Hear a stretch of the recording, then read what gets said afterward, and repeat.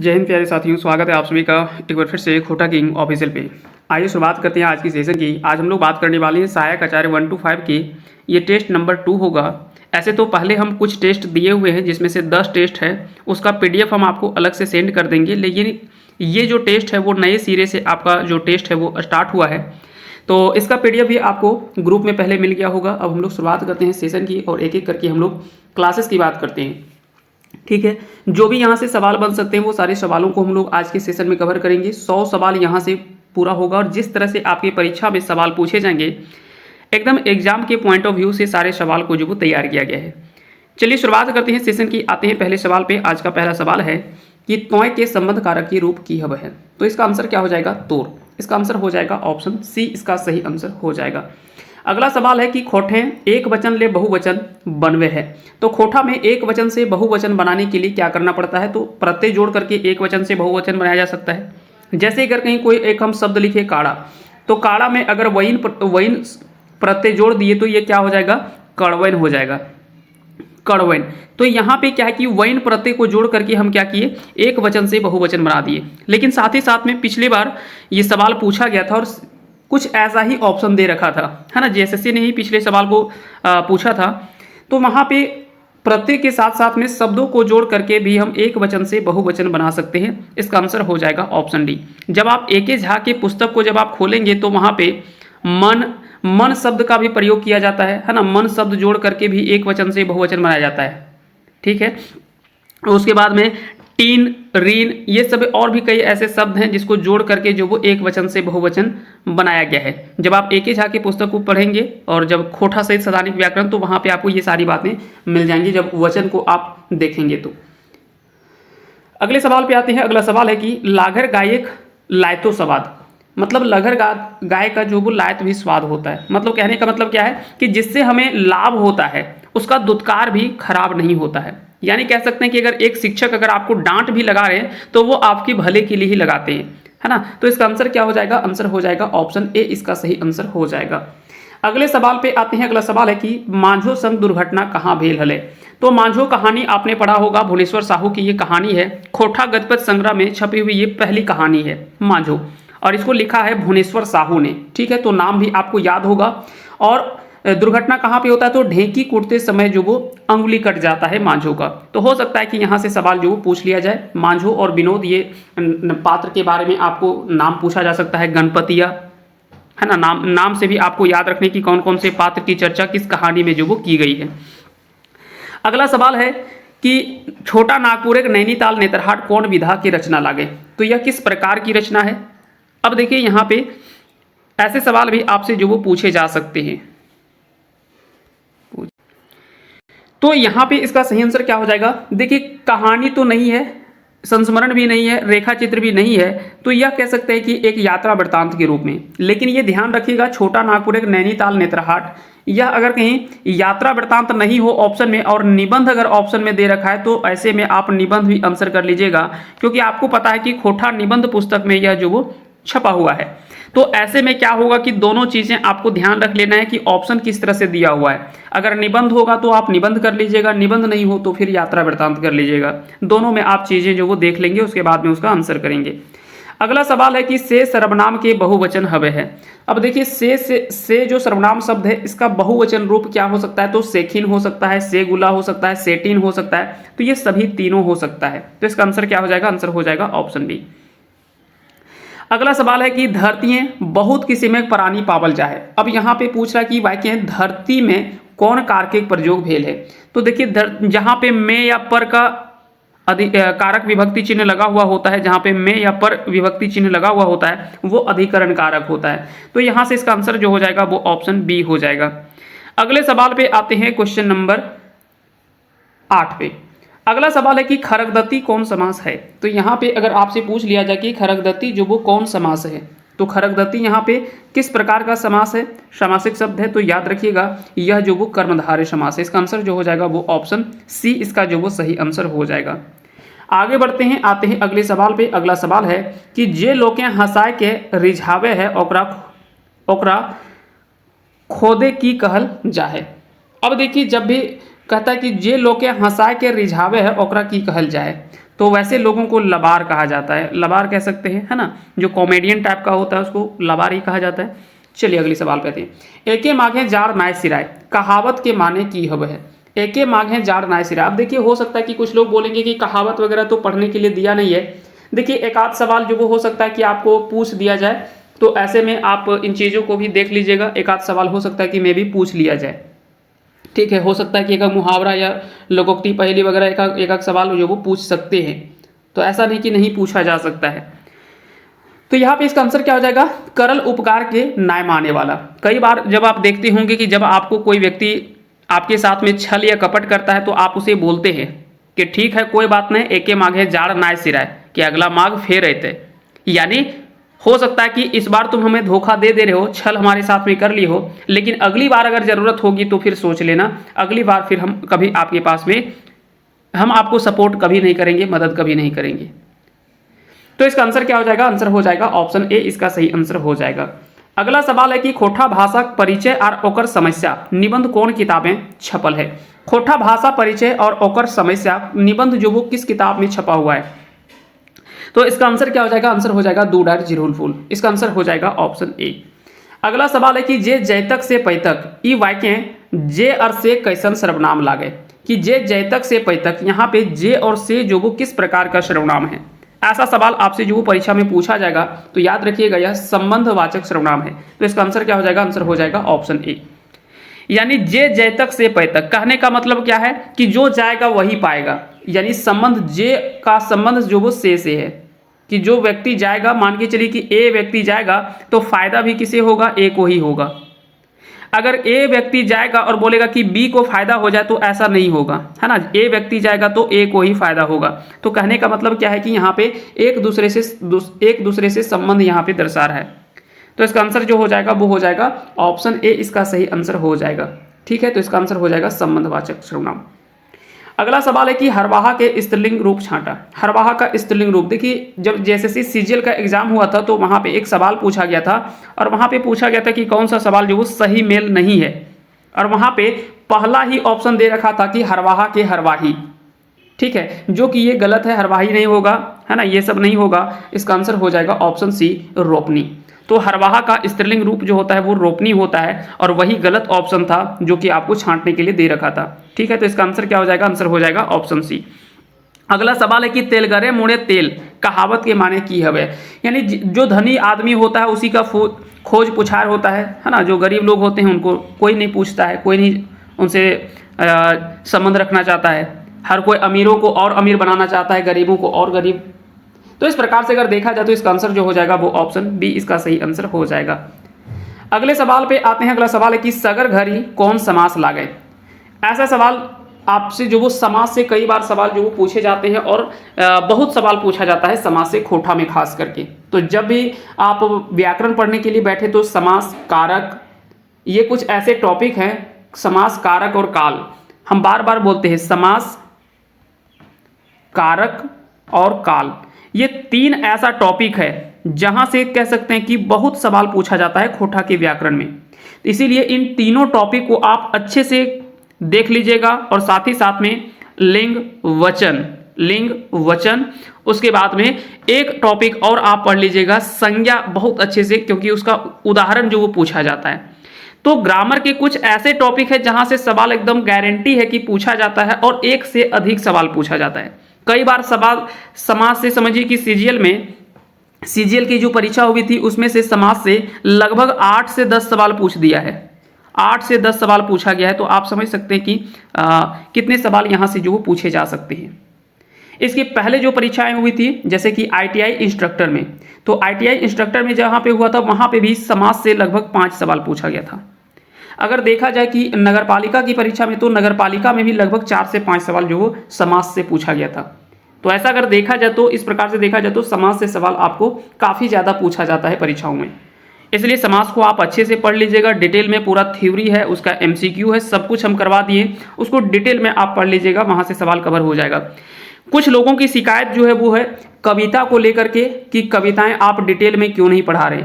देखिए हम आपको बार बार कहना चाहेंगे, ना ही आपके पास समय है, हम तो पढ़ाएंगे, ऐसा नहीं कि हम नहीं पढ़ाने वाले हैं, हम तो पूरी कविता को पढ़ा देंगे, लेकिन आपको बहुत ज़्यादा यहाँ से फ़ायदा नहीं होने वाला है।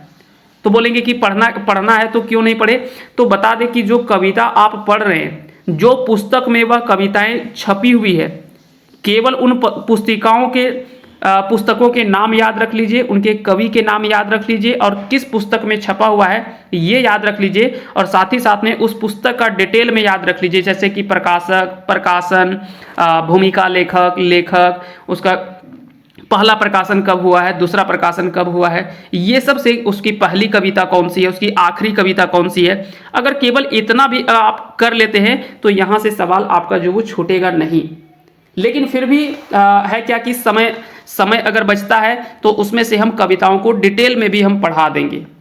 लेकिन अगर देखा जाए तो ज़्यादातर जब आप खोलिएगा, कोई भी आप पुस्तक मार्केट से उठा करके ले आइए, सभी कविताओं का संक्षिप्त में बताया गया है, क्योंकि पॉसिबल ही नहीं है कि 47 कविता, 31 कविता, 25 कविता, इतनी कविताओं को आप डिटेल में अच्छे से पूरा कंप्लीट कर लीजिए।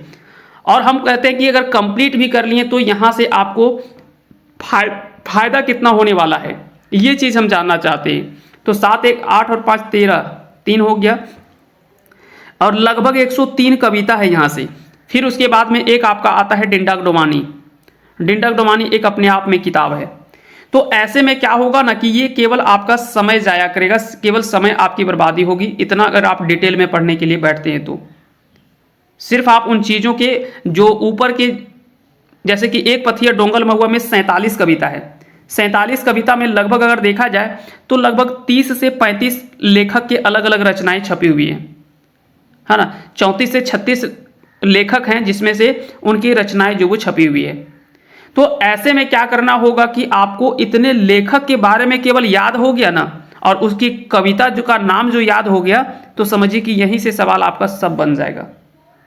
ये अपने आप में यही एक सबसे बड़ा टास्क है आपके लिए।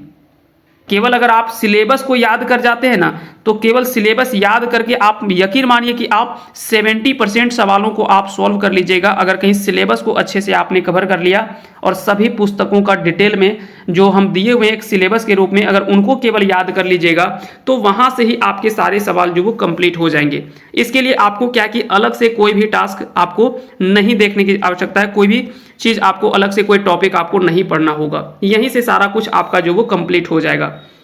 ठीक है, बाकी के आगे बढ़ते हैं, अगले सवाल पे आते हैं। तो इसका आंसर क्या हो जाएगा, सगर घरी कौन रकमेक समास लागे। सगर घरी कौन रकमेक समास लागे, तो इसका आंसर हो जाएगा अव्ययी भाव समास जो वो इसका सही आंसर हो जाएगा। अगला सवाल है कि झारखंड के कौन नाम सही है। झारखंड का नाम की अगर बात करें यहाँ पे कीकट हो जाएगा, कीकट प्रदेश, व्रात्यखंड और दक्षिणी बिहार, ये 3 नाम से तो जाना जाता है, उत्तरी बिहार यहाँ पे नहीं है, तो इसका आंसर जो हो जाएगा वो गलत हो जाएगा। कौन नाम सही यहाँ पे सही नहीं है ना, सही नाय है यहाँ पे होना चाहिए था, है ना, थोड़ा सा टाइपिंग यहाँ पे मिस्टेक है, सही नाय है। ठीक है, और यहाँ पे जो हो जाएगा वो हो जाएगा उत्तरी बिहार। ठीक है, तो थोड़ा सा इसमें हम टाइपिंग सुधार देंगे, उसके बाद में फिर हम इसको चेक कर लेंगे, है ना, और उसके बाद हम रिसेंड कर देंगे इसका PDF। चलिए अगले सवाल पे आते हैं। अगला सवाल है कि शिवनाथ प्रमाणिक जी के कौन उपनामे जानल जा है। शिवनाथ प्रमाणिक जी को मानिक उपनाम से जाना जाता है। इसका आंसर जो हो जाएगा वो हो जाएगा ऑप्शन ए, इसका सही आंसर हो जाएगा। 17 का क्या हो जाएगा, आंसर ए हो जाएगा। अगले सवाल पे आते हैं। अगला सवाल है उड़ीस के केकर से तुलना करल गेल है। उड़ीस के तुलना केकर से करल गेल है। अब ऐसे में सवाल जो वो हो सकता है कि सवाल आपसे पूछ लिया जाए कि उड़ीस महात्म लेख कौन किताबें छपल है, तो उड़ीस महात्म जो वो एक लेख है जो कि खोटा गद्यपद्य संग्रह पुस्तक में छपी हुई है, और इसको लिखा है महेश गुलवार ने। उड़ीस महात्म जो कि एक क्या है, लेख है। आपने पढ़ा होगा यहाँ पे कुछ लेख के बारे में हम लोग पढ़े थे, जैसे कि परपन सर्टिफिकेट, उड़ीस महात्म और खोटा एगो स्वतंत्र समृद्ध भाषा। ये तीनों लेख को हम लोगों ने पूरे डिटेल में पढ़ा है, तो उसे आप पढ़े होंगे तो वहाँ पे पता होगा कि उड़ीस की तुलना जो की गई है वो हिटलर से किया गया है ना। तो इसका आंसर जो हो जाएगा वो हो जाएगा ऑप्शन ए, इसका सही आंसर हो जाएगा। दीदी जी कहानी के कहानीकार के हत।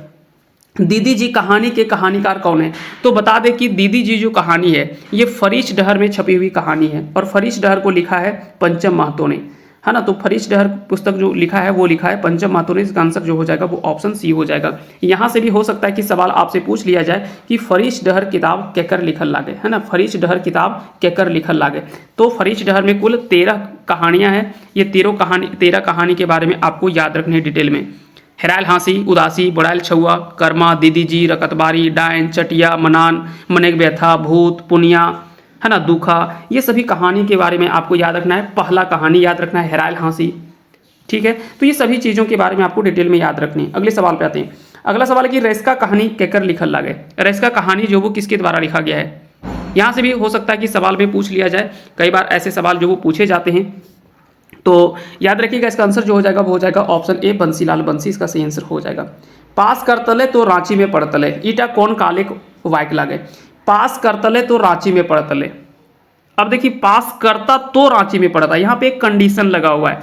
और जहाँ पे बात करें कि अगर कहीं किसी कारणवश वो क्रिया नहीं हो पाया, किसी कारणवश क्रिया को होना था लेकिन नहीं हुआ किसी कारणवश, तो वहाँ पे क्या होता है, वो हेतु मद भूतकाल के बारे में वहाँ पे हम लोग पढ़ते हैं। तो इसका आंसर जो हो जाएगा वो हो जाएगा ऑप्शन बी, इसका सही आंसर हो जाएगा। जैसे नहीं बोलते हैं कि कच्चा रात ले तब दिल्ली में पढ़ता ले, तो पैसा नहीं रहा जिसकी वजह से नहीं पढ़ा, मतलब पढ़ता लेकिन उसके लिए क्या हुआ, कुछ कंडीशन शर्त था जो कि पूरा नहीं हो पाया, जिसके वजह से वो क्रिया जो वो नहीं हो पाई। तो उसको हम लोग क्या कहते हैं, हेतु मद भूतकाल के अंतर्गत हम लोग रखते हैं। अगला सवाल है कि सोंटा की पर्यायवाची शब्द छांटा। इसका पर्यायवाची शब्द आपसे पूछा जा रहा है तो छड़ी, हस्तेक और गाथसाते, इसका तीनों आंसर जो वो सही आंसर हो जाएगा, यानी ऑप्शन डी इसका राइट आंसर हो जाएगा।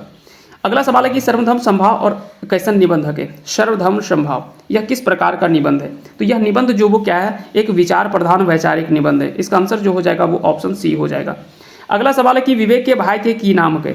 तो विवेक के भाई का नाम यहाँ से पूछ रहा है, तो इसका आंसर क्या हो जाएगा, आंसर हो जाएगा शेखर, ठीक है। बाकी के और भी पात्र थे, जैसे कि विराट था, जग्गा था, सेठ रेवती प्रसाद है ना। उसके बाद में रचना, भावना, मुन्नी, बंटू, कई सारे पात्र हैं जो कि डाह नाटक में आया हुआ है। तो सभी नाटक के पात्रों के बारे में आपको चर्चा हो सकता है कि किया जा सकता है, सवाल भी पूछा जा सकता है। डाह नाटक को सुकुमार के द्वारा लिखा गया है। इन सारी बातों को आपको ध्यान रखनी है। अगले सवाल पे आते हैं। अगला सवाल है कि दादा, भाई, बहन, सास, ननद, ये सब कौन संज्ञाहक है। तो जहाँ पे जितने भी ये रिश्तेदार की बातें जब की जाती है तो वो सभी जो आता है वो जातिवाचक संज्ञा के अंतर्गत आता है। तो इसका आंसर जो हो जाएगा वो ऑप्शन बी हो जाएगा।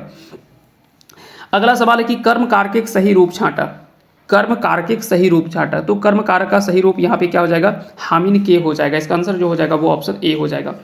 अगला सवाल है कि कार्यक्रम के सही शब्द खोटा शब्द के छांटा। कार्यक्रम को खोटा में क्या लिखा जाता है, तो उसको लिखा जाता है सरंजाम। तो इसका आंसर हो जाएगा ऑप्शन ए, इसका सही आंसर हो जाएगा। अगला सवाल है कि देवनागरी लिपि के मुताबिक खोटा के कई गो व्यंजन वर्ण के लिखल जाए। तो कुल व्यंजन वर्णों की संख्या जो वो 31 है ना। तो इसका आंसर क्या हो जाएगा, आंसर हो जाएगा ऑप्शन सी, इसका सही आंसर हो जाएगा। बुकू के हिंदी अर्थ बतावा। तो बुकू का सही अर्थ क्या होता है, तो रीढ़ की हड्डी, इसका सही आंसर हो जाएगा ऑप्शन सी, इसका सही आंसर हो जाएगा। अगला सवाल है कि उड़ गलक फुलवा रह गलक बास कैसन रचना लागे। उड़ गलक फुलवा रह गलक बास किस प्रकार की ये रचना है।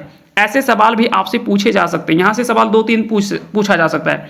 पहला सवाल पूछ रहा है कि उड़ गलक फुलवा रह गलक बास किस प्रकार की रचना है, ठीक है, पहला सवाल बन गया। तो ये किस प्रकार की रचना है, तो यह एक संस्मरण है। चलिए आंसर हो गया डी। दूसरा सवाल बन सकता है कि केकर लिखल रचना लागे। तो लिखा किसने है, तो बोलेंगे गोविंद महतो जंगली ने लिखा है ना, गोविंद महतो जंगली जी के द्वारा लिखा गया है। दूसरा सवाल बन सकता है कि उड़ गलक फुलवा रह गलक बास कौन किताबें छपल है, कि किस पुस्तक में छपी हुई है। तो खोटा गद्यपद्य संग्रह आपको पुस्तक का नाम याद रखनी।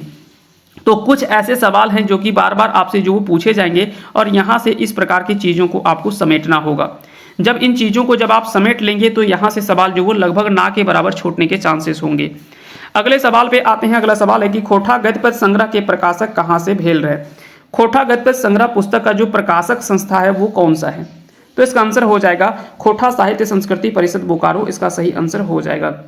अगले सवाल पे आते हैं। अगला सवाल है कि खोटा गद्यपद्य संग्रह के प्रधान संपादक की लागत। तो खोटा गद्यपद्य संग्रह के प्रधान संपादक जो वो ए.के. झा है, तो डॉक्टर ए.के. झा इसका सही आंसर हो जाएगा। 1989 में इस पुस्तक का जो वो पहला प्रकाशन होता है, 1989 में इसका पहला प्रकाशन होता है। तो यहाँ से सवाल हो सकता है कि पूछ लिया जाए, तो इसका आंसर याद रखिएगा। अगला सवाल है कि बोकारो खोटा कमेटी कौन बोर्ड खोटा संस्था के अंग लगे। तो यह जो वो खोटा साहित्य संस्कृति परिषद का ही अंग है। इसका आंसर हो जाएगा ऑप्शन ए, इसका सही आंसर हो जाएगा। अगला सवाल है कि खोटा गद्यपद्य संग्रह के पहिल प्रकाशन बच्छर बतावा। तो पहला प्रकाशन जो हुआ है वो 1989 में हुआ है, दूसरा प्रकाशन 2020 में हुआ है, ठीक है। दोनों चीज़ें याद रखनी, यहाँ से सवाल पूछा जाएगा। खोटा गद्य पद्य संग्रह में कौन विधा की शामिल रचना है? खोटा गद्य पद्य संग्रह में कौन विधा की रचना शामिल है? तो सुधे गद्य है, सुधे पद्य है, उपन्यास है या गद्य पद्य दुइयो है? तो गद्य पद्य दोनों का है रचना, क्योंकि यहाँ नाम ही लिखा हुआ है खोटा गद्य पद्य संग्रह, मतलब गद्य रचनाएं भी है और पद्य रचनाएं भी है, दोनों का संग्रह जो वो इस पुस्तक में किया गया है। अगर गद्य रचनाओं की बात करें तो आपको पढ़ना है जिसमें से 14 गद्य रचनाएं हैं, और यही आपको गद्य रचनाएं ही पढ़ना है, इसका कविता नहीं पढ़ना है। कुछ पुस्तकों में क्या दे रखा है कि इसकी कविताएं भी दे रखी है, तो बता दें कि वो केवल आपका समय बर्बादी होगा। यहाँ से कविता आपको नहीं पढ़ना है, केवल गद्य रचनाएं पढ़ने हैं, तो केवल गद्य रचनाओं को ही आप पढ़िएगा, पद रचनाओं को नहीं पढ़िएगा। ठीक उसी प्रकार से सौंध माटी की कविता पढ़ने के लिए आपको केवल दिया है, तो सौंध माटी की कहानी आप नहीं पढ़िएगा, सौंध माटी की कविताएं आपको पढ़ने के लिए दे रखे हैं, क्योंकि यहाँ पे भी 10 कहानी और 31 कविता है, तो आपको केवल 31 कविताओं को पढ़ना है, ना कि आप ऐसे कहानियों को पढ़ने के लिए बैठ जाइएगा। कहानी आप पढ़ेंगे तो आपका समय जो वो ये जाया जाएगा, इसीलिए केवल आप इनके कहानियों को नहीं, केवल कविताओं को पढ़ेंगे। आगे बढ़ते हैं, अगले सवाल पे हम लोग आते हैं। अगला सवाल जो है वो क्या है? खोटा गद्य पद्य संग्रह में कई गो गद्य आयल है? खोटा गद्य पद्य संग्रह में कुल कितने गद्य रचनाएं जो वो आई हुई है? तो इसमें कुल 14 गद्य रचनाएं हैं। अब बोलेंगे 14 गद्य रचनाएं कौन कौन से हैं? तो बता दें कि इसमें 4 कहानी है, ठीक है, 4 इसमें क्या है? कहानी है, 3 इसमें लेख है, 2 ठो इसमें संस्मरण छपा हुआ है ना, 2 ठो संस्मरण है। इसके अलावे अगर बात करें, एक इसमें यात्रा वृत्तांत है, एक इसमें शब्दचित्र है, 2 ठो जीवनी है, फिर एक जो वो एकांकी नाटक है। 4 3 7 2 9 1 10 11 और 2 13 और 1 14, इस प्रकार से कुल जो वो 14 जो वो गद्य रचनाएं हैं। 4 जो वो कहानी है कौन कौन से? मांझो, धर्म करम, सौंध माटी टान और चासा, ये 4 कहानी जो वो इस पुस्तक में छपा हुआ है। 3 जो लेख है वो कौन कौन सा है? परपन सर्टिफिकेट, उड़ीस महात्म, खोटा एगो स्वतंत्र समृद्ध भाषा। फिर उसके बाद में 2 अगर कहीं संस्मरण की बात करें तो बोरवाटा कखे बोर शांति भारत की, और उड़ गलक फुलवा रह गलक बास गोविंद महतो जंगली की, तो 2 जो वो इसमें से संस्मरण छपा हुआ है। फिर एक यात्रा वृत्तांत है दार्जिलिंग और गंगटोके की यात्रा, है ना, जिसमें से एक यात्रा वृत्तांत है। फिर उसके बाद में एक जो है वो शब्द चित्र है पूटी और पालू। पूटी और पालू ये ए.के. झा जी के द्वारा लिखा गया एक शब्द चित्र है। फिर उसके बाद में अगर बात करें तो 2 ठो जीवनी है, एक है शेख भिखारी की जीवनी और एक है बड़का बुजुर्ग बिरसा। बड़का बुजुर्ग बिरसा जीवनी ए.के. झा ने लिखा है, और शेख भिखारी जी की जीवनी जो वो पारसनाथ महतो जी के द्वारा लिखा गया है। और एक नाटक इसमें है डाह नाटक, जिसको लिखा है सुकुमार ने, जिनका पूरा नाम सुरेश कुमार विश्वकर्मा है। आगे बढ़ते हैं, हम लोग आते हैं अगले सवाल पे। अगला सवाल है, खोटा गद्य पद्य संग्रह कर पहिल रचना की हके? खोटा गद्य पद्य संग्रह कर पहिल रचना कौन सा है? तो पहली रचना जो वो मांझो है ना। मांझो क्या है? एक कहानी है, और इस कहानी को लिखा है भुवनेश्वर साहू ने। हो सकता है कि आपको सवाल में पूछ लिया जाए लेखक के बारे में, तो भुवनेश्वर साहू के द्वारा इस कहानी को जो वो लिखा गया है। इसके अलावा धर्म करम कहानी दिनेश कुमार दिनमणि की है, सौंध माटी टान बी.एन. होदार ने लिखा है, और चासा कहानी जो वो बंसीलाल बंसी जी के द्वारा लिखा गया है। इस प्रकार से सभी कहानियों के नाम भी आपको याद होने चाहिए और उसके लेखक के बारे में आपको ध्यान रखने हैं। ठीक उसी प्रकार से यहाँ पे और भी अगर बात करें कि चासा कहानी, तो चासा कहानी को लिखा है बंसीलाल बंसी ने। बड़का बुजुर्ग बिरसा, ये क्या है? तो बड़का बुजुर्ग बिरसा जो वो जीवनी है ए.के. झा ने लिखा है, ठीक है। मांझो तो हम बता दिए भुवनेश्वर साहू। उड़ीस महात्म है ना, उड़ीस महात्म हो जाएगा। उड़ीस महात्म को किसने लिखा है? तो इसको लिखा है महेश गोलबार ने, जो कि एक लेख है। आगे बढ़ते हैं, अगले सवाल पे आते हैं। अगला सवाल है कि खोटा गद्य पद्य संग्रह में कुल कई गो कहानी है? तो खोटा गद्य पद्य संग्रह में कुल कितनी कहानियां छपी हुई हैं? तो कुल 4 कहानी है। ऐसे सवाल भी हो सकता है कि आपसे पूछ लिया जाए कि खोटा गद्य पद्य संग्रह किताबें कुल कई गो कहानी छपल है? तो इसमें से कुल 4 गो कहानी छपल है, ठीक है। 4 कहानी, 3 लेख, 2 संस्मरण, 2 जीवनी, एक यात्रा वृत्तांत, एक शब्दचित्र, एक नाटक।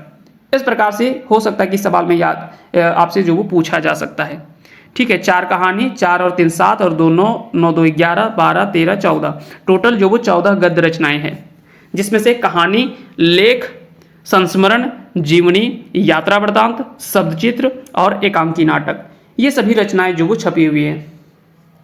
अगले सवाल पे आते हैं। याद रखिएगा, इसमें से खोटा गद्य पद्य संग्रह में कोई भी निबंध नहीं है। निबंध नहीं है, ये आपको हो सकता है कि यहाँ से सवाल पूछा जाए, तो याद रखिएगा कोई भी निबंध नहीं छपा हुआ है।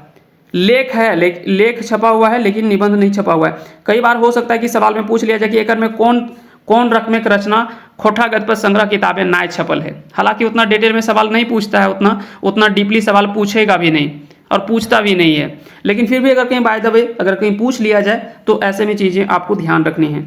अगला सवाल है कि मांझो कहानी के लिखवैया की लागत। तो मांझो कहानी को जो लिखा गया है वो भुवनेश्वर साहू ने लिखा है। दिनेश दिनमणि ने एक कहानी लिखा है धर्म करम। सुकुमार जी के द्वारा कौन सी रचना लिखी गई है? डाह नाटक। बंसीलाल बंसी जी के द्वारा कौन सी रचना लिखी गई है? चासा कहानी। तो ऐसे सवाल आपको क्या करना है कि सभी के बारे में आपको रचनाओं के बारे में याद रखने और उनके रचनाकार के बारे में याद रखने। दिनेश कुमार दिनमणि कौन कहानी के लिखलत? हो सकता है कि सवाल उल्टा करके पूछ दिया इस तरह से। तो चासा को किसने लिखा है? बंसीलाल बंसी ने। मांझो कहानी भुवनेश्वर साहू, है ना, भुवनेश्वर साहू। सोनमाटी टान ये बीएन औदार के द्वारा लिखा गया है। तो बच गया क्या? धर्म करम। धर्म करम कहानी जो लिखा गया वो दिनेश दिनमणि के द्वारा। फरीश डहर केकर लिखल किताब लागे। फरीश डहर की अगर बात करें तो यह पुस्तक जो वो लिखा गया वो किसके द्वारा लिखा गया है? तो इसको लिखा है पंचम महतो ने। इसमें कुल कितनी कहानियां हैं? तो 13 कहानी है। पानोरी जी के बारे में तो आपको पढ़ना ही है, क्योंकि ये तो खोटा के कह सकते हैं कि दिग्गज साहित्यकारों में से एक माने जाते हैं। अगर खोटा पढ़ रहे हैं, पानोरी जी के बारे में नहीं पढ़ रहे हैं तो फिर ये कोई बात ही नहीं है। इनके बारे में तो आपको पढ़ना ही है, ठीक है। तो इनके बारे में थोड़ी बहुत जानकारी आप जरूर याद रखिएगा। इनका जन्म जैसे कि 25 दिसंबर को खोटा दिवस मनाया जाता है, तो इन्हीं के जन्म के उपलक्ष्य पे 1920 डेट ऑफ बर्थ भी याद रखनी है ना। यहाँ से भी सवाल पूछा जाता है। जन्म स्थान से सवाल पूछे जा सकते हैं कि बरवाडा धनबाद में जन्म हुआ था। विश्वनाथ नागर के बारे में याद रखिएगा, पंचम महतो के बारे में याद रखिएगा, शांति भारत जी के बारे में याद रखिएगा। यहाँ से भी कई बार सवाल जो वो पूछ लिए जाते हैं। तो फरीश डहर जो कहानी लिखा है वो पंचम महतो ने लिखा है। इसका आंसर हो जाएगा डी। फरीश डहर कैसन रचना की किताब लागे। फरीश डहर जो वो किस प्रकार की रचना का किताब है? तो यहाँ पे जो वो कहानियों का संग्रह है, कहानी गोच हो जाएगा। इसका आंसर हो जाएगा ऑप्शन ए। अगले सवाल पे आते हैं, क्वेश्चन नंबर 43। फरीश डहर के प्रकाशक कहाँ से भेल है? फरीश डहर जो पुस्तक है उसका प्रकाशक संस्था कहाँ से है? तो प्रकाशक संस्था कौन सी है? बालीडी खोटा कमेटी। इसका सही आंसर हो जाएगा। अगला सवाल है कि फरीश डहर के प्रकाशन बच्छर बतावा। फरीश डहर पुस्तक का प्रकाशन जो हुआ है वो कब हुआ है? तो इसका सवाल याद रखिएगा। यहाँ से सवाल हो सकता है कि आपसे पूछ लिया जाए। प्रकाशन वर्ष से सवाल कई बार पूछे जाते हैं। तो इसका आंसर हो जाएगा ऑप्शन सी 2001। फरीश डहर किताबें कहानी लागे। इनमें से कौन सी कहानी जो वो फरीश डहर किताब में छपी हुई है? अब देखिए ऐसे सवाल आपको ध्यान रखने हैं। मांझो कहानी तो ये खोटा गद्य संग्रह में ये तो नहीं होगा। चासा कहानी की अगर बात करें तो यह भी जो वो उसी पुस्तक में छपा हुआ है, खोटा गद्य संग्रह में। खूब कहानी की अगर बात करें तो यह सौंध माटी की कहानी है ना। सौंध माटी पुस्तक में छपा हुआ है और सौंध माटी लिखा है विनोद कुमार ने। जबकि उदासी कहानी की अगर बात करें तो ये उदासी कहानी जो वो फरीश डहर में लिखा है, छपा हुआ है, जिसको लिखा है ये आपका पंचम महतो ने, है ना। तो यहाँ से सवाल आपको ध्यान रखनी। फरीश डहर का कहानी नायक है, यानी इनमें से कौन सी कहानी जो वो फरीश डहर में नहीं छपा हुआ है? तो अगर देखा जाए तो हेरायल हाँसी है, भूत है, डायन है, चटिया है, मनान है, ये सब कहानी तो इसमें से आपने पढ़ा होगा। लेकिन हूब कहानी जो वो सौंध माटी पुस्तक में छपा हुआ है, तो डी इसका आंसर जो वो गलत है। अगला सवाल कि दीदी जी के असली नाम की हल है। तो उनका नाम जो था वो फूलमणि था। इसका आंसर क्या हो जाएगा? आंसर हो जाएगा सी। दीदी जी कहानी की अगर बात करें तो फरीश डहर पुस्तक में जो वो छपा हुआ ये कहानी है। अगला सवाल है कि डायन कहानी में डायन केकरा समझल जा है।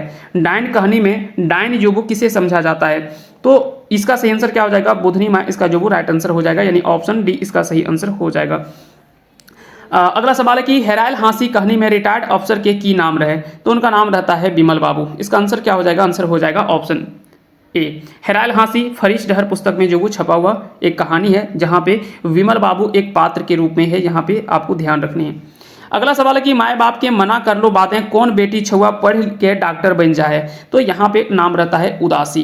तो इसका आंसर क्या हो जाएगा? आंसर हो जाएगा ऑप्शन सी इसका सही आंसर हो जाएगा। आगे बढ़ते हैं, आते हैं हम लोग अगले सवालों पे। अगला सवाल है क्वेश्चन नंबर 51। सवाल है कि खोटा निबंध किताब के लेखक की लागत। तो खोटा निबंध जो किताब लिखा गया वो बीएन औदार के द्वारा लिखा गया है। इसमें से कुल निबंधों की संख्या 12 है, लेकिन कुछ नए जो पुस्तक दे रखे हैं उसमें से 17 निबंध को ऐड किया गया। बता दें कि ये 17 निबंध आपको नहीं पढ़ना है, केवल 12 निबंध ही पढ़ने हैं।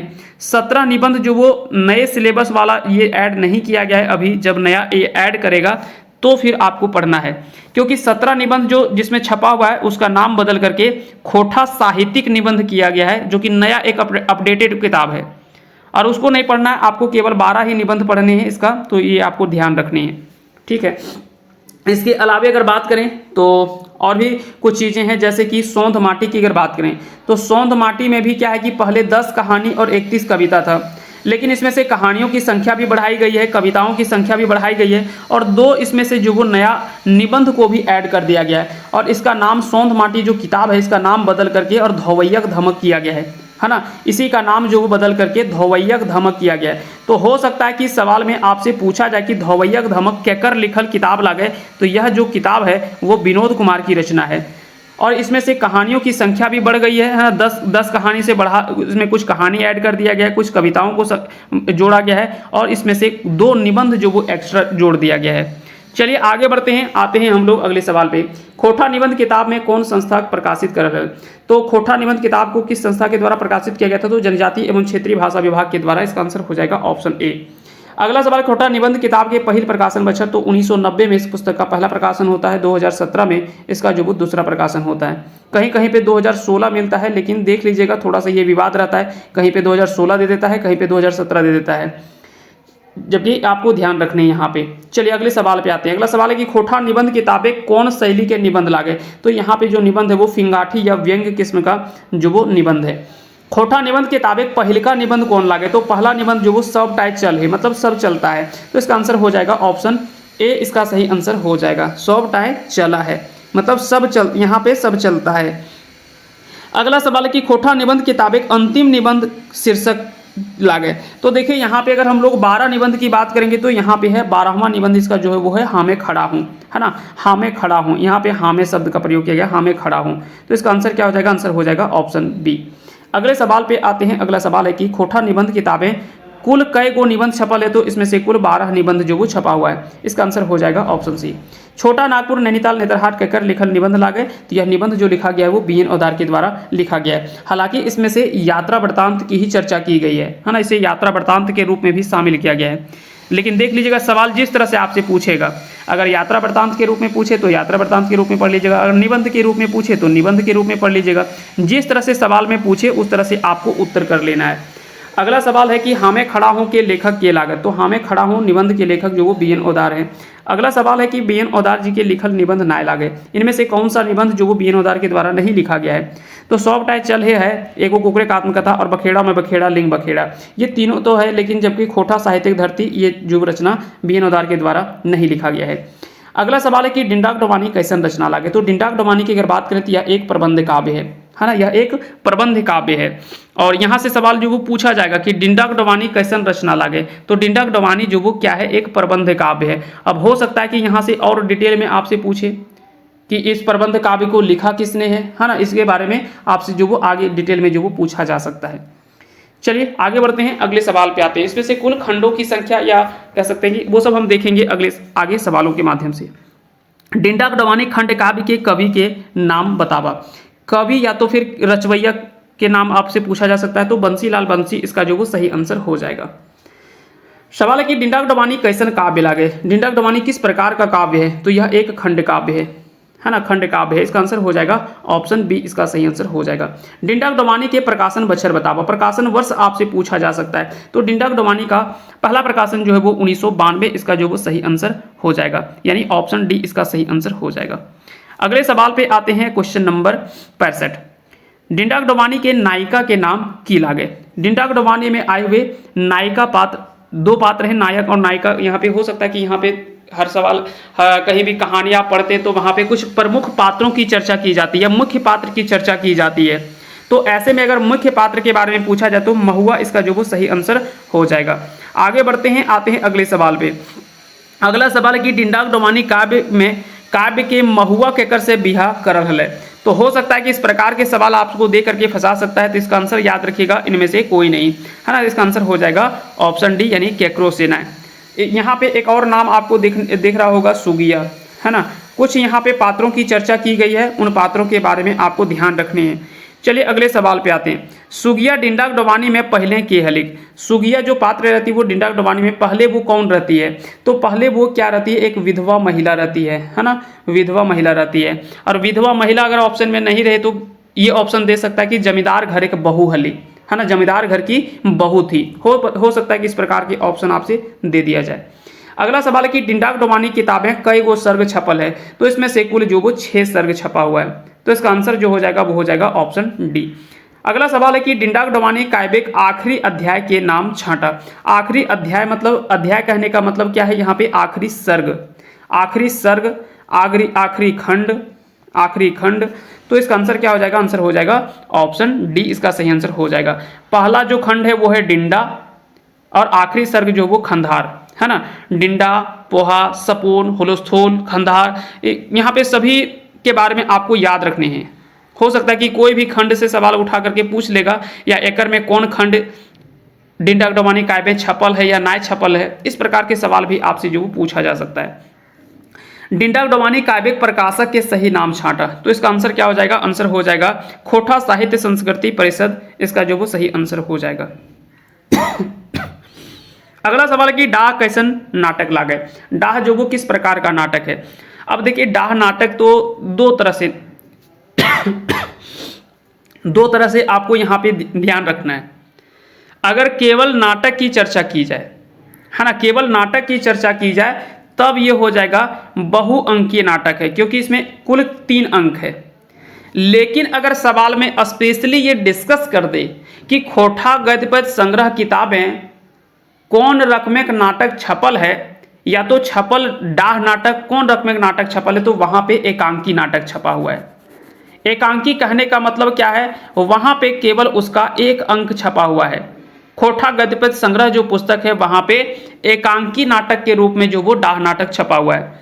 जबकि डाह नाटक अगर देखा जाए तो उसमें से अंकों की संख्या कुल 3 अंक है ना। दृश्यों की संख्या 11 है और अंकों की संख्या अगर पूछा जाए कितने अंक है तो उसमें से 3 अंक है ना। या कह सकते हैं कि 3 खंडों में उसको विभाजित किया गया, फिर उसको अलग अलग दृश्यों में बांटा गया है, जिसमें से वहां पे शब्द का प्रयोग किया जाता है, खंधार और मोहड़ा शब्द का प्रयोग किया जाता है, खंधार, मोहड़ा आदि का शब्दों का प्रयोग जो वो किया जाता है।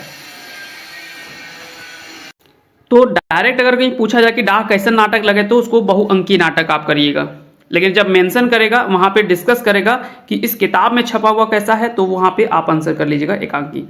डाह नाटकें कई गो खांधा है। अब देखिए यहाँ पे खांधा शब्द का प्रयोग किया गया है, मतलब अंक पूछ रहा है, तो इसका आंसर हो जाएगा 3। लेकिन वही पूछे कि डाह नाटकें कई गो मोहड़ा है, मतलब कितने दृश्य हैं, तो दृश्यों की संख्या कुल 11 है, तो इसका आंसर हो जाएगा ऑप्शन बी। अगला सवाल है कि डाह कैसन नाटक लागे। तो डाह जो वो किस प्रकार का नाटक है, तो एक सामाजिक नाटक है, तो इसका आंसर क्या हो जाएगा, आंसर हो जाएगा ऑप्शन ए, इसका सही आंसर हो जाएगा। विवेक के भाई के की नाम हके। तो विवेक का भाई का नाम क्या रहता है, तो विवेक के भाई का नाम शेखर रहता है। ठीक है, विवेक का भाई शेखर रहता है। शेखर जो वो घर में अपना खेती बाड़ी करता है, और विवेक जो वो सेठ रेवती प्रसाद के कारखाना में काम करता है ना।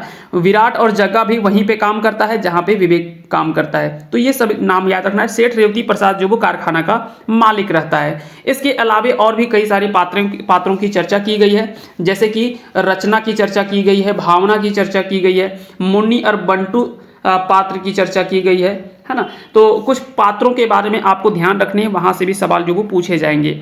अगला सवाल है कि एक पथिया डोंगल महुआ किताब एक पहिल संस्करण के छपे सही बच्छर छाटा।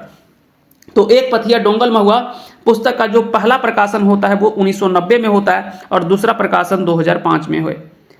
अगला सवाल है कि एक पथिया डोंगल महुआ कविता गोछे कई गो कविता छपल है ना। कई गो कविता गोछवल है, मतलब कुल कितनी कविताएं छपी हुई है, तो इसमें से कुल 47 कविताएं जो वो छपी हुई है।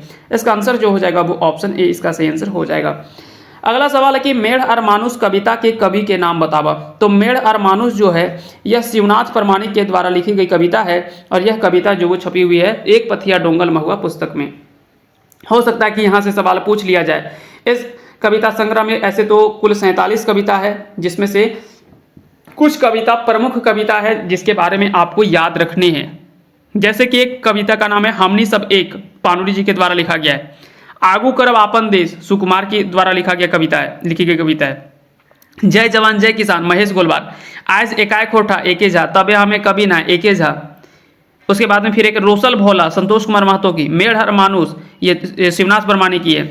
देशेक जुबान ये विनोद कुमार की है। उसके बाद में एक है ढेसा ढेसी छोड़, ये शिवनंदन पांडे गरीब की रचना है।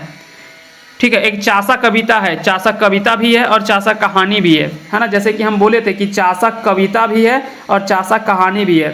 चासा कहानी जो लिखा है वो किसने लिखा है, जो कि खोटा गद्यपद संग्रह पुस्तक में छपा हुआ है ना। वहाँ पे हम लोगों ने चर्चा किया था कि खोटा गद्यपद संग्रह में जो चासा कहानी छपा हुआ है उसको लिखा किसने है, तो चासा कहानी को बंसीलाल बंसी ने लिखा है, जो कि खोटा गद्यपद संग्रह पुस्तक में छपी हुई है। जबकि एक पथिया डोंगल महुआ पुस्तक में छपा हुआ चासा जो कविता है, इस कविता को किसने लिखा है, तो इस कविता को लिखने का काम किया है शांति भारत ने। तो दोनों चीजें याद रखने, अगर कविता पूछे तो शांति भारत, और अगर पूछ लिया जाए कि चासा कहानी के कर लिखल लागे, तो कहानी जो लिखा गया है वो बंसीलाल बंसी जी के द्वारा लिखा गया है। तो ऐसे में क्या होगा कि आपको चीजें दोनों पढ़ने हैं और एक ही नाम का दो रचना है, तो ऐसे में आप कंफ्यूज कर सकते हैं, ऐसे में ध्यान रखना है। और नहीं तो कई बार आपको लगेगा कि नहीं ये सवाल ही गलत पूछा है, दिया तो आप मान के चलिए कि कहानी के बारे में आपको पता है और पूछ दिया जाए कि चासा कविता के कर लिखल लागे, तो बोलेंगे चासा तो कविता है ही नहीं, चासा तो कहानी है। तो ऐसे सवाल जो वो घुमा फिरा करके आपसे जो वो पूछ सकता है, ताकि आप खुद कंफ्यूज हों और प्रश्न जो वो गलत कर बैठे। अगले सवाल पे आते हैं। अगला सवाल है कि एके झा के कविता के छांटा। यहाँ पे एके झा जी की कौन सी कविता है, तो ताबे हमें कभी नाय, ताबे हमें कभी नाय जो वो एके झा जी की रचना है, ये एके झा जी के द्वारा लिखी गई है। जबकि मेढ़ हर मानुस की अगर बात करें तो यह शिवनाथ प्रमाणिक के द्वारा लिखा गया है, इसको शिवनाथ प्रमाणिक ने लिखा है। देशिक जुबान हम बोले कि विनोद कुमार की रचना है, यह जो लिखा गया है वो विनोद कुमार के द्वारा लिखा गया है। और अगर बात करें आगू करब आपन देश, इसको लिखा है सुकुमार ने, इसको लिखा है सुकुमार ने। तो इस प्रकार से सारी चीज़ें आपको ध्यान रखनी है चारों के बारे में। अगले सवाल पे आते हैं। अगला सवाल है क्वेश्चन नंबर 80, गुलाब और परास कविता के कवि के नाम बतावा। तो गुलाब और परास इस कविता को किसने लिखा है, तो इसको कविता को लिखा है विश्वनाथ दसौंधी राज ने। अगला सवाल है कि तनी सुन रे मानुस कविता के कवि के नाम छांटा। तनी सुन रे मानुस इस कविता को किसने लिखा है, तो इस कविता को लिखा है विश्वनाथ दसौंधी राज ने। बता दें कि एक पथिया डोंगल महुआ में विश्वनाथ दसौंधी जी की कुल 6 कविताएं जो वो छपी हुई है। यहाँ से सवाल हो सकता है कि पूछ लिया जाए, जो कि सबसे अधिक कविता जो वो दसौंधी जी की ही कुल 6 कविताएं जो वो छपी हुई है इस पुस्तक में। अगला सवाल है उसके बाद में 5 कविता जो वो इनका है संतोष कुमार महतो जी का 5 कविताएं जो वो छपी हुई है। तो हो सकता है दोनों में से सवाल अगर पूछा जाए तो याद रखिएगा। हमने सांगे ओहे बात दूर जतना जैर से पात, ये कौन कविता टुकड़ा लागे। अगर सवाल थोड़ा सा डिटेल में जाना चाहेगा तो हो सकता है कि एक आध सवाल ऐसा पूछ सकता है, तो ऐसे में आपको ध्यान रखना है कि कौन सा कविता हो जाएगा। हालांकि ये बहुत कठिन सवाल होगा, ऐसे सवाल तो पूछेंगे तो समझिए कि अपने आप में ये दिक्कत होगा। हमने सब एक कविता से ली गई पंक्ति है, और हमने सब एक कविता को जो लिखा गया है वो पानुरी जी के द्वारा लिखा गया है। ठीक है, आगू करब आपन देश सुकुमार ने लिखा है, जय जवान जय किसान महेश गोलवार, और आज का खोटा जो लिखा गया है उसको लिखा है एके झा जी ने। अगला सवाल है कि एक पथिया डोंगल महुआ के डोंगवैया के नाम बतावा। डोंगवैया मतलब जोहड़वैया, यानी कह सकते हैं कि संकलनकर्ता जो वो है संतोष कुमार महतो, और इसकी भूमिका लेखक जो है वो हैं डॉक्टर दयानंद बटोही। दोनों नाम याद रखने हैं। डॉक्टर दयानंद बटोही जो है इस पुस्तक के भूमिका लेखक हैं। जबकि अगर बात करें इस कविता संग्रह की या इस पुस्तक की, जो कह सकते हैं कि संकलन करता है वो है संतोष कुमार महतो। 1990-2005 ये प्रकाशन वर्ष भी आपको याद रखने हैं, यहाँ से भी सवाल जो वो पूछा जाएगा। एक पथिया डोंगल महुआ किताब एक भूमिका लिखवैया का नाम छांटा, तो अभी हम इसके बारे में चर्चा हम पहले कर चुके हैं। अगला सवाल है कि एक पथिया डोंगल महुआ गोछ हैं कवि दसौंधी जी के कई गो कविता छपल है, तो कुल 6 कविताएं जो वो इनकी जो वो छपी हुई है, और 5 कविताएं जो वो संतोष कुमार महतो जी की छपी हुई है। हीराखंड केकरा कहल गेल है, तो यहाँ पे हीराखंड की अगर बात करें तो झारखंड या छोटा नागपुर या व्रातखंड ये सभी जो झारखंड के ही नाम है, और उन्हीं को जो वो हीराखंड कहा गया है। अगले सवाल पे आते हैं। अगला सवाल है कि कवि श्री केकरा जोहार करल हत। कवि श्री मतलब यहाँ पे कवि जी के बारे में पूछा जा रहा है कि किसको जोहार किया गया। जोहार मतलब ये कविता है, और यह कविता जो छपा हुआ है वो तातल और हेमाल पुस्तक में छपा हुआ है। तो याद रखिएगा यहाँ पे झारखंड के मिट्टी को, व्रातखंड को और छोटा नागपुर के, ये सभी को जो वो जोहार करते हैं। और जोहार कविता जो लिखा गया वो किसके द्वारा लिखा गया है, ऐसे सवाल जो वो पूछे जा सकते हैं। तो तातल और हेमाल जो है वो शिवनाथ प्रमाणिक जी के द्वारा लिखी गई कविता संग्रह पुस्तक है। अगले सवाल पे आते हैं। सिद्धू कान्हू के हेला, तो सिद्धू कान्हू जो वो हुलस्थुल करवैया था, है ना, हुलस्थुल करवैया यानी आंदोलनकारी थे। ठीक है, आंदोलनकारी, तो यानी हुलस्थुल करवैया हो जाएगा। अगले सवाल पे आते हैं। अगला सवाल है कि एकर में कौन कविता तातल और हेमाल किताबें छपल है, यानी इनमें से कौन सी कविता जो वो तातल और हेमाल पुस्तक में छपी हुई है। तो सुरूज और रोटी, सवाइल झरना, मेढ़ और मानुस, ये तीनों कविताएं जो वो तातल और हेमाल पुस्तक में छपी हुई है। अगला सवाल है कि डहर बनाए चल रे केकर लिखल कविता लागे। डहर बनाए चल रे, तो यह कविता जो वो तातल हेमाल पुस्तक में छपा हुआ है और इस कविता को लिखा है शिवनाथ प्रामाणिक ने। तो इसका आंसर हो जाएगा ऑप्शन बी।